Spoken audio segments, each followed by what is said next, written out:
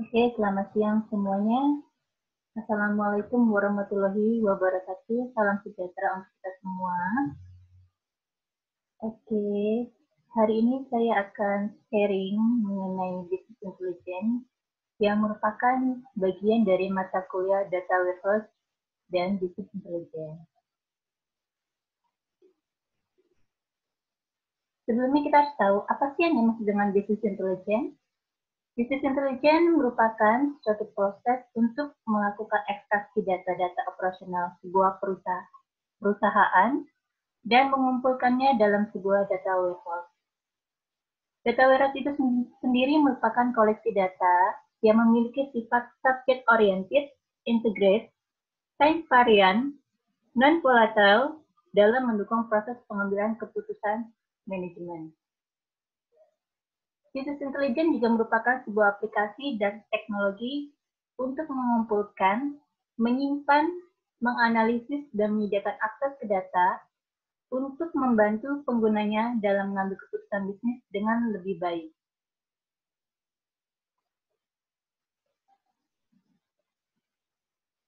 Business intelligence juga berfungsi sebagai analis dan sekaligus pemberi rekomendasi kepada pengguna terhadap tindakan yang sebaiknya diambil. Jadi ini sebetulnya seperti disusun support system ya. Oke, kemudian selanjutnya business intelligence juga berfungsi sebagai dashboard, di mana pengguna BI akan cepat mengenali penyimpangan-penyimpangan pada sebuah perusahaan sekaligus dengan penyebabnya sebelum hal tersebut berkembang menjadi masalah yang sangat serius.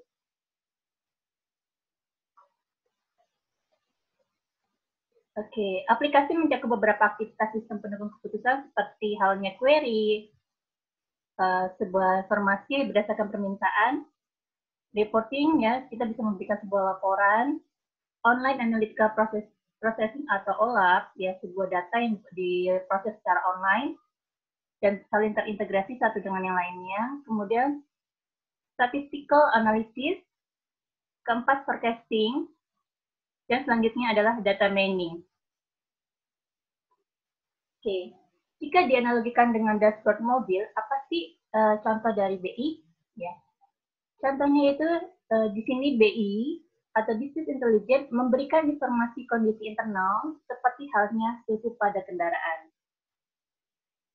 BI juga memberikan sinyal-sinyal pada pengemudi bila terjadi kesalahan pada kendaraan, seperti bila bensin akan habis pada kendaraan.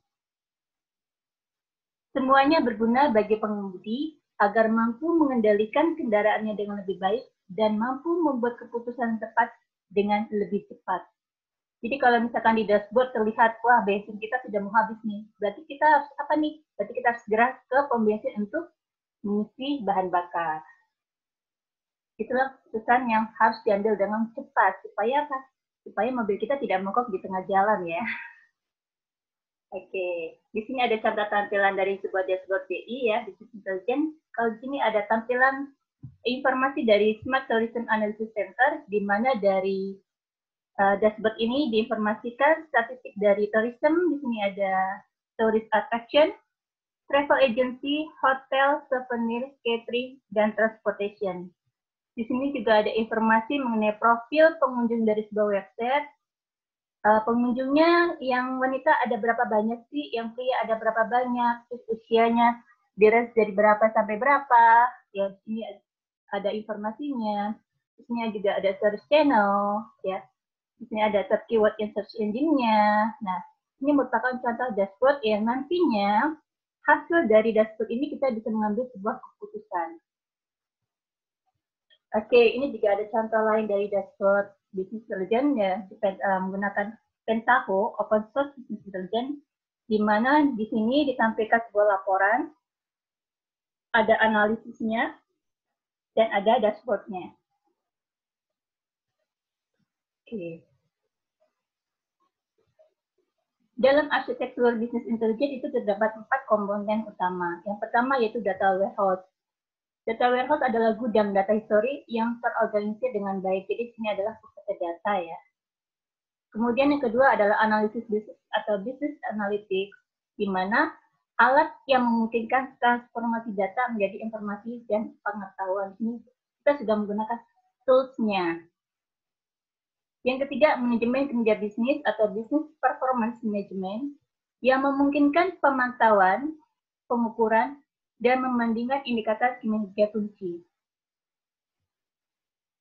Dan yang terakhir yaitu user interface, misalnya dashboard tadi, seperti tampilan dashboard tadi, ya, di mana memungkinkan akses dan memungkinkan akses dan manipulasi komponen bisnis intelijen lainnya dengan mudah. Oke, jika digambarkan arsitektur BI akan seperti ini. Ini ada data source, data warehouse environment, yaitu sumber datanya, ya. Jadi di sini ada sumber data yang terorganisir, ya. Terus di sini ada business analytic environment, yaitu kumpulan alat-alat untuk memanipulasi, menggali, dan menganalisis data dalam data warehouse. Oke. Kemudian selanjutnya ada performance and strategy atau BPM. Ya, di sini untuk memantau dan menganalisis kinerjanya. Kemudian yang terakhir ada user interface. Nah, hasil dari business user dan BPM strategis ini dapat ditampilkan atau dapat kita akses melalui browser atau melalui portal atau dapat ditampilkan melalui dashboard tadi. Oke, selanjutnya yaitu tujuan business intelligence. Tujuannya adalah untuk mengkonversi sejumlah data menjadi nilai bagi pengguna. Oke, jika digambarkan maka akan tampil seperti ini, ya, sebuah piramid di mana paling dasar yaitu data.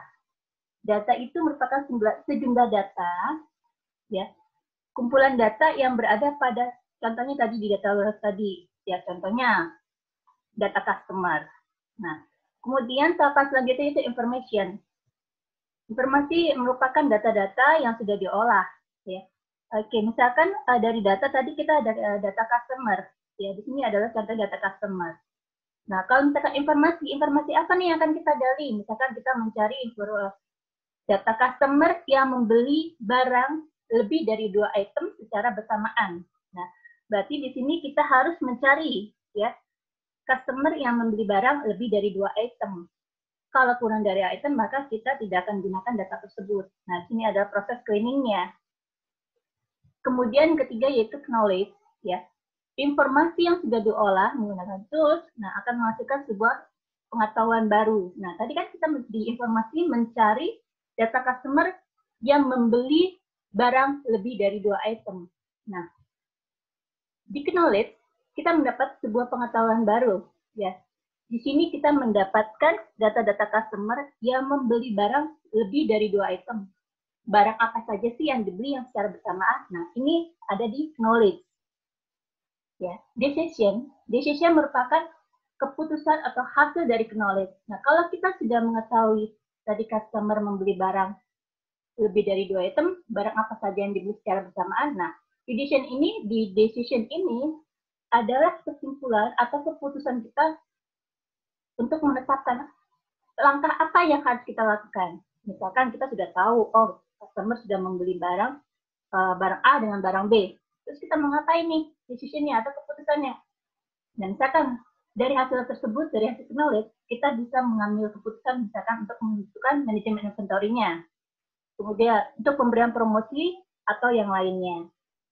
Oke, jika digambarkan maka seperti ini, data yang jumlah volumenya banyak, ya. Nah, dari decision ini akan menghasilkan sebuah nilai.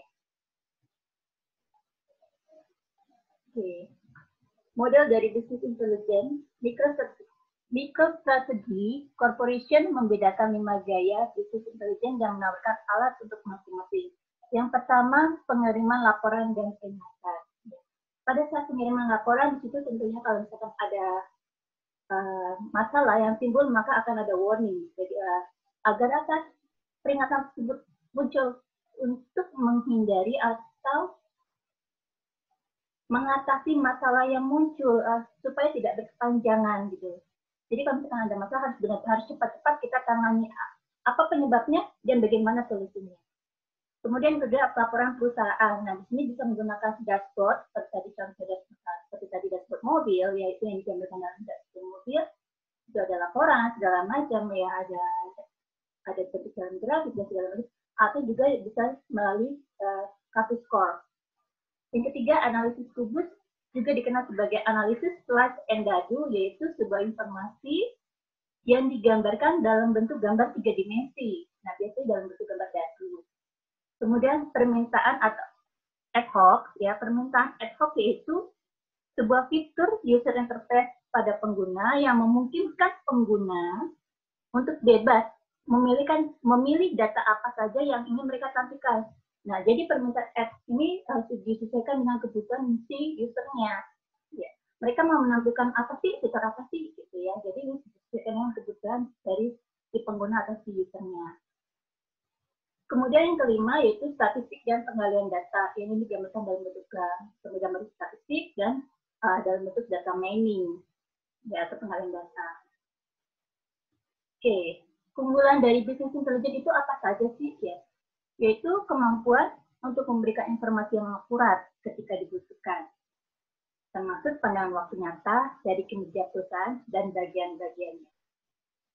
Kemudian, menurut survei oleh Thomson pada tahun 2004, keunggulan BI itu yaitu adanya pelaporan lebih cepat dan lebih akurat. Dengan adanya BI, maka pelaporan bisa lebih cepat dan lebih akurat. Kemudian kedua, pengambilan keputusan yang lebih baik.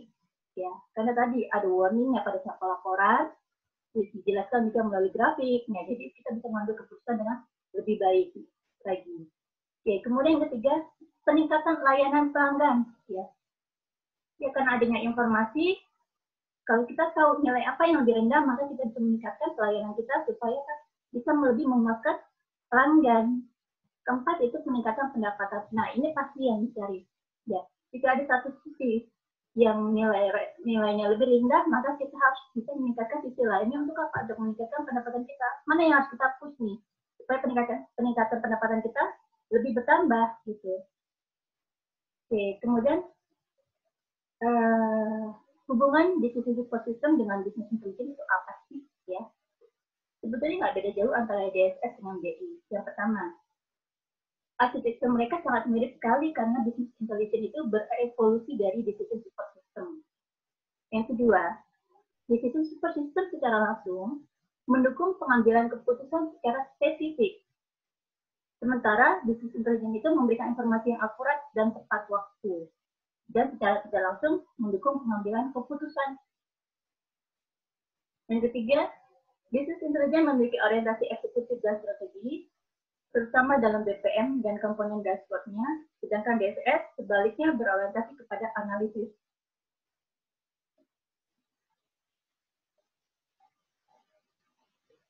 Yang keempat, sebagian besar bisnis intelligence itu dibangun dengan alat dan komponen yang tersedia secara komersial. Nah, ini di sini kita artinya bisa menggunakan tools yang sudah ada, ya. Kita tinggal pakai saja. Contohnya kalau misalkan kita untuk enterprise, ya, kita menggunakan ERP, nah tools-nya contohnya itu kita bisa menggunakan Odoo. Nah, itu kan sudah ada ya, sudah tersedia secara komersial. Sedangkan kalau DSS atau Decision Support System itu sering dibangun dari awal sesuai dengan kebutuhan. Ya. Misalkan kita membutuhkan kebutuhan untuk melihat tingkat kepuasan pelanggan. Kriterianya apa saja sih yang diperlukan? Nah, di sini kita tentukan sendiri. Ya, artinya dibangun dari awal. Kelima, metodologi DSS dan bahkan beberapa alat bagian besar dikembangkan di dunia akademik. Ya, kenapa dikembangkan di dunia akademik? Contohnya kayak di kampus ya, kita membangun sebuah atau merancang sebuah decision support system. Jadi decision support system untuk mengetahui kepuasan pelanggan, ya kan? Terus atau decision support system dalam pemilihan guru terbaik, ya. Nah, di sini kebanyakan dikembangkan di dunia akademik. Sedangkan kalau untuk metodologi dan alat BI, betul-betul itu dikembangkan oleh perusahaan perangkat lunak, seperti tadi saya bilang. Misalkan Odoo. Odoo itu kan berarti kan sudah dikembangkan oleh sebuah perusahaan perangkat lunak ya, yang artinya sudah dikomersialkan, gitu. Terus kemudian yang keenam, banyak alat yang digunakan BI juga dianggap sebagai alat dari DSS. Misalnya data mining, ya, dan analisis prediktif adalah alat utama di keduanya. Oke, jika digambarkan, ya kita bagi seperti ini. Di sini ada hubungan DSS dan BI. Kalau kita lihat dari data warehouse, Kalau di DSS itu perlu nggak sih kita mengambil data dari data warehouse? Tidak perlu, ya kan? Kenapa? Kita sesuaikan dengan kebutuhan saat ini dan datanya biasanya tidak besar. Gitu. Kita juga menggunakan cerita-cerita yang disesuaikan dengan kebutuhan. Sedangkan kalau bisnis intelligence itu datanya biasanya berasal dari data warehouse. Oke, kemudian kalau untuk dukungan terhadap pengambilan keputusan itu biasanya DSS itu secara langsung kita tentukan datanya, kriterianya. Nah, kalau kita sudah olah, maka akan ada hasilnya secara langsung. Tapi kalau dalam bisnis intelligence itu dukungan terhadap pengambilan keputusan tidak langsung. Ya. Kemudian kalau DSS itu berorientasi pada analisis, kalau bisnis intelligence itu berorientasi kepada eksekutif dan strategi-strategi. Nah, kita ke depan bagaimana? Jadi secara jangka panjang, ya. Kemudian kalau kita scratch-nya build of scratch, ya, biasanya dibangun dari awal, ya. Kalau misalkan BI tadi dibangun dengan alat dan komponen komersial yang sudah tersedia. Contohnya dari Odoo, aplikasi Odoo atau aplikasi Pentaho atau yang lainnya. Itu biasanya sudah disediakan oleh sebuah perusahaan sangkat lunak. Nah, kalau lingkungan pengembangannya, kalau di SS itu biasanya di akademik, sedangkan kalau bisnis intelligence itu biasanya lingkungan pengembangannya itu untuk bisnis. Oke. Kemudian di sini ada kategori alat utama untuk manajemen support system. Ya, di sini ada tool kategori, ada tools dan akronim dari toolsnya tersebut. Misalkan kalau kita masuk ke dalam data manajemen, toolsnya biasanya apa sih? Yaitu DBMS, Database and Management System. Ya, baik. Atau bisa juga kan menggunakan ETL, Extraction, Transformation and Load, System Data Warehouse, Real-Time Data Warehouse, and Data Mart. Ya. Ini ada beberapa kategori. Di sini ada data management, reporting, status tracking, visualization, business analytics, strategy and performance management, communication and collaboration, social networking, knowledge management, intelligence system, serta enterprise system. Ya. Kalau enterprise system di sini tools-nya yaitu enterprise resource planning atau ERP, dan contohnya tadi seperti saya sebutkan yaitu kita menggunakan Odoo atau aplikasi lainnya, ya. Kita juga bisa menggunakan customer relationship management atau CRM atau supply chain management atau SCM. Oke, demikian sharing dari saya mengenai business intelligence. Jika ada kekurangan atau kesalahan, saya mohon maaf. Kiranya informasi ini bisa bermanfaat bagi kalian semua. Oke, saya akhiri sharing saya hari ini. Saya tutup dengan Assalamualaikum warahmatullahi wabarakatuh. Salam sejahtera untuk kita semua.